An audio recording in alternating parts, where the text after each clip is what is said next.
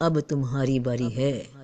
پھر ہم نے تمہیں ان کے بعد زمین میں خلیفہ بنایا ہے تاکہ دیکھیں کہ تم کیا کرتے ہو۔ اعوذ باللہ من الشیطان الرجیم، بسم اللہ الرحمن الرحیم۔ السلام علیکم ورحمۃ اللہ وبرکاتہ۔ رب پاک نے اپنے بندوں کی اصلاح کے لیے اپنے نیک بندوں کو ہی رول ماڈل بنا کر پیش کیا۔ رسول پاک صلی اللہ علیہ وآلہ وسلم سے کافر پوچھا کرتے تھے کہ اللہ نے کسی فرشتے کو رسول بنا کر کیوں نہیں بھیجا؟ اس نے ایک انسان کو ہی کیوں رسول بنایا؟ اور کہتے ہیں اس رسول کو کیا ہو گیا کہ کھانا کھاتا اور بازاروں میں پھرتا ہے؟ اس کے پاس کوئی فرشتہ کیوں نہیں بھیجا گیا کہ اس کے ساتھ وہ بھی ڈرانے والا ہوتا؟ تو یہ اعتراض ہوا کہ ایک ہم جیسا ہی دکھنے والا انسان کہتا ہے کہ وہ نبی ہے، اسے اللہ نے رسول بنا کر بھیجا ہے۔ تو اگر یہ واقعی کوئی رسول ہوتے یا نبی، یا چلو یہ تو بہت بڑی بات ہے، نبی ہونا، رسول ہونا، اگر یہ کوئی اللہ کے ولی ہی ہوتے تو ان کے پاس کوئی کرامت تو ہونی چاہیے تھی۔ یہ تو ہماری طرح ہی دکھتے ہیں، ہماری ہی طرح زندگی بسر کر رہے ہیں، کھاتے ہیں پیتے ہیں، نہ تو انہوں نے ہوا میں اڑ کر دکھایا اور نہ ہی پانی پر چل کر دکھایا۔ یا اس کے پاس کوئی خزانہ آ جاتا، یا اس کے لیے باغ ہوتا جس میں سے کھاتا۔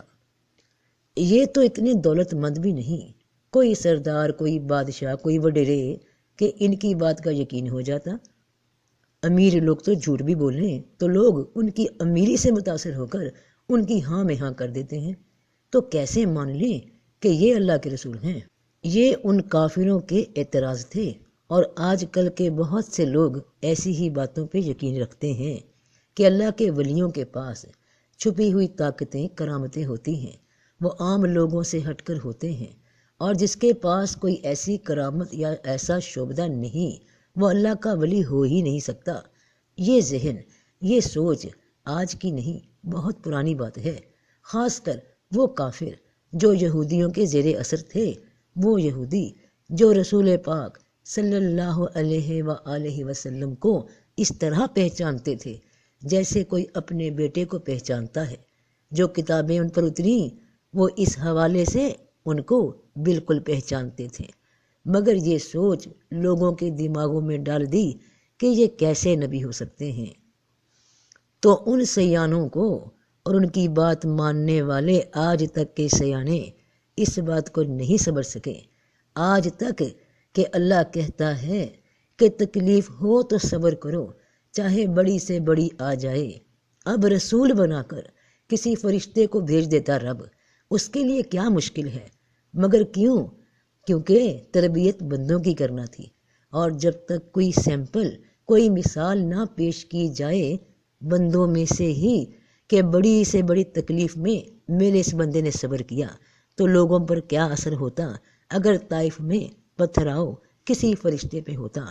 3 سال تک شاب ابی طالب کی گھاٹی میں بھوکے پیاسے تکلیفوں کو سہ لیتا، بے فرشتہ تھا، تو لوگ یہی کہتے، کافر یہی کہتے کہ اے رب یہ تو صبر کر گیا کیونکہ فرشتہ ہے، اگر انسان ہوتا تو پھر تو ہمیں مثال دے دیتا۔ ایک فرشتے کو کیا معلوم کہ انسان پہ کیا گزرتی ہے، اسے تکلیف کیسے ہوتی ہے؟ تو رب پاک نے اپنے بندوں میں سے ہی نیک بندوں کو چنا اور باقی لوگوں کے لیے مثال بنا دی زندگی کے ہر شعبے میں کہ دیکھو یہ بندہ جو تمہاری ہی طرح کا ہے، گلیوں میں گھومتا ہے، تمہاری ہی طرح تجارت کرتا ہے، روزگار کماتا ہے، تمہاری ہی طرح اسے بھوک لگتی ہے، تمہاری ہی طرح اسے تکلیف پہنچتی ہے، تو اس نے صبر کیا، ہر حال میں اپنے رب کا شکر گزار رہا، تو تم بھی صبر اور شکر کر سکتے ہو، کیونکہ یہ کوئی فرشتہ تو نہیں، تمہارے ہی جیسا انسان ہے۔ اور عزت امیری سے نہیں، پیسوں سے نہیں، بلکہ عاجزی سے ملتی ہے اللہ کے ہاں، ورنہ ہر جابر امیر دنیا کا بادشاہ بڑے درجے پہ ہوتا، اللہ کے ہاں بھی اس نے فرعون جیسے قوت والے بادشاہ کو ڈبو دیا اور موسیٰ جیسے غریب انسان کو جو بکریاں چرایا کرتے تھے، اجرت پہ نبوت کے لیے چن لیا۔ تو اپنے نیک بندوں کو رب پاک نے مثال بنایا ہمارے لیے، تاکہ ہم ان سے سیکھ سکیں۔ ہمیں فرشتوں نے آ کر نہیں سکھانا۔ تو اللہ کی برہان، اللہ کی دلیل کن لوگوں پر اترتی ہے؟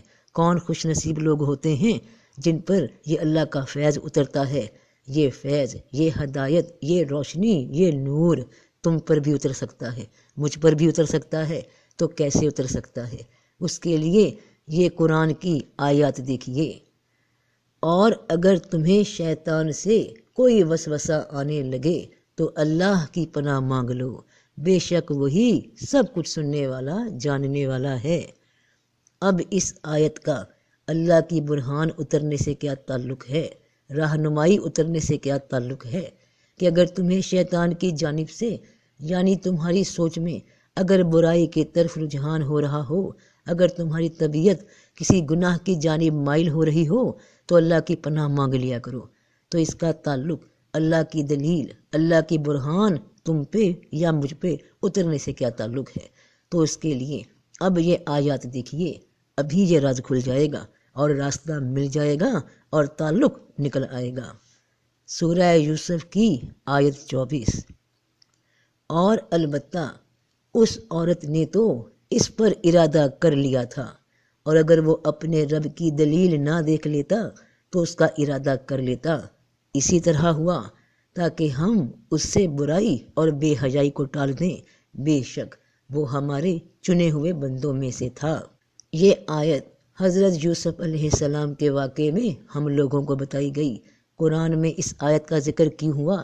اس لیے کہ انسان بنیادی ضرورتیں ایک جیسی رکھتا ہے جب سے دنیا بنی ہے، اور انسان کی سرشت میں بنیادی خواہشات ایک جیسی ہیں، جیسے کہ جنسی عمل کا ارادہ کسی مرد یا عورت کو دیکھ کر، اور ایسا موقع ملنے پر جب تنہائی ہو اور گناہ کرنے کا موقع مل جائے، اور دوسری جانب سے اصرار بھی ہو رہا ہو، تو انسان کی فطری خواہش اسے اس طرف مائل کر سکتی ہے۔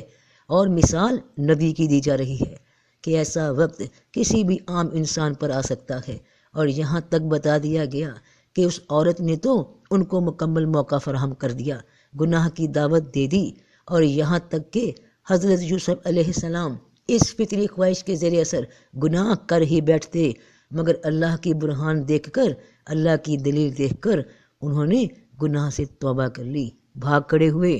اب ہم جیسے عام لوگ تو کہیں گے کہ چنے ہوئے بندے تھے، نیک تھے، نبی تھے تو بچا لیے گئے۔ اللہ خود اس آیت میں بتا رہے ہیں کہ وہ تو مائل ہو گئے تھے، اگر اللہ کی دلیل نہ آ جاتی، اس کا مطلب اللہ نے بچا لیا، پھر تو اللہ ہمیں بھی بچائے۔ اپنی تو کوئی محنت ہی نہیں، کوئی کوشش ہی نہیں، اللہ ہی بچا لے۔ تو اس کا جواب قرآن نہیں دیا کہ وہ کیسے بچ گئے، کیسے عین موقع پہ جب گناہ ہونے والا تھا تو کیسے بچے۔ تو یہ آیت سورہ یوسف کی آیت نمبر 24۔ اب اس سے پہلی آیت دیکھیے، یعنی سورہ یوسف کی ہی آیت نمبر 23 کہ اور جس عورت کے گھر میں تھا وہ اسے پھسلانے لگی اور دروازے بند کر لیے اور کہنے لگی آؤ۔ اس نے کہا اللہ کی پناہ، وہ تو میرا آقا ہے جس نے مجھے عزت سے رکھا ہے، بے شک ظالم نجات نہیں پاتے۔ تو اللہ کی پناہ مانگ لی، اور اس کے باوجود کہ ارادہ بن چکا تھا نفس کا، دل آمادہ ہو چکا تھا، مگر جیسے ہی اللہ کی یاد کی، اس کی پناہ مانگی، روح کا رجحان رب کی یاد کی طرف ہو گیا۔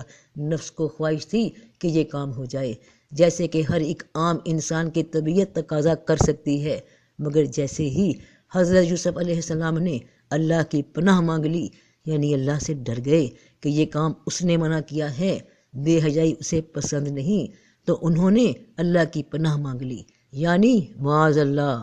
تو دل کی آنکھیں کھل گئیں، اللہ کا فیض نازل ہو گیا، کیونکہ اسے پکارا کہ اے اللہ مجھے بچا۔ تو اللہ کبھی اپنے پکارنے والے کو بے یار و مددگار نہیں چھوڑتا۔ تو اور اگر تمہیں شیطان سے کوئی وسوسہ آنے لگے تو اللہ کی پناہ مانگ لو، بے شک وہی سب کچھ سننے والا، جاننے والا ہے۔ تمہاری آزمائش ہوتی رہنی ہے اے آدم کی اولاد، قدم قدم پہ شجرہ ممنوعہ سامنے آنکھوں کے آتے رہیں گے، تمہارا کام ان کی جانب ہاتھ بڑھانا نہیں بلکہ اپنے رب کو یاد کر لینا ہے۔ اس کی یاد بہت بڑی چیز ہے جو اس کا فیض بن کر تمہیں گناہ سے بچا لیتی ہے۔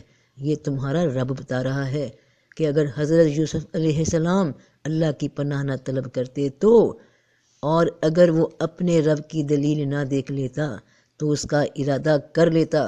اب ایسا نہیں کہ دلیل پہلے ہی آ گئی کہ تم تو نبی ہو، یہ کیا کرنے کا ارادہ کر رہے ہو، بلکہ دلیل تب آئی جب اس نے کہا اللہ کی پناہ۔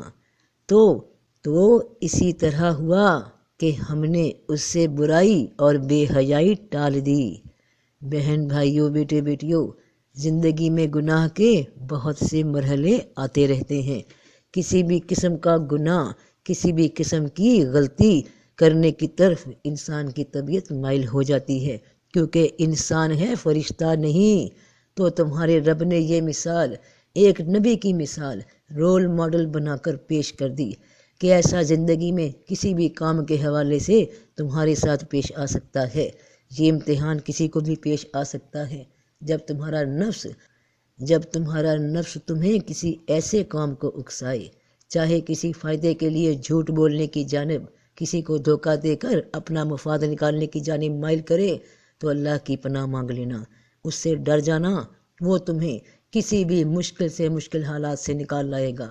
جیسے حضرت یوسف علیہ السلام کے سامنے وہ 7 دروازے خود بخود کھلنے لگے جنہیں باہر سے بند کروا دیا گیا تھا۔ رب نے کیا وسیلہ بنایا، کس نے باہر سے کھولے، کس انسان کے دل میں بات ڈالی گئی کہ جا کے دروازے کھول دے، یا کوئی فرشتہ بھیج دیا، یہ تو رب جانے۔ مگر برہان نازل کر دی گئی، روشنی نازل کر دی گئی، فیض نازل کر دیا گیا۔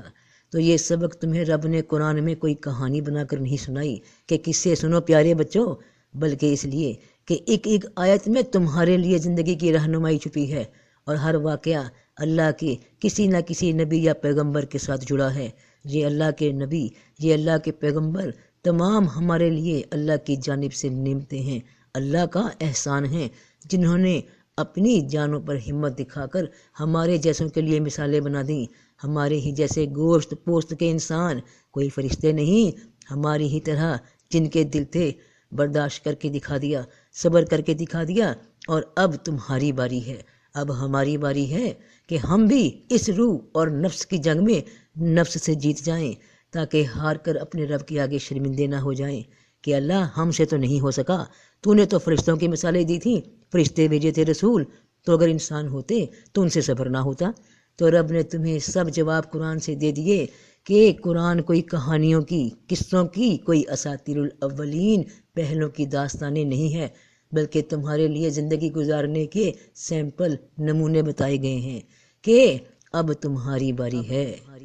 پھر ہم نے تمہیں ان کے بعد زمین میں خلیفہ بنایا ہے تاکہ دیکھیں کہ تم کیا کرتے ہو۔ تو سب کا بھلا، سب کی خیر، جیتے رہو بہن بھائیوں، بیٹے بیٹیوں، فی امان اللہ۔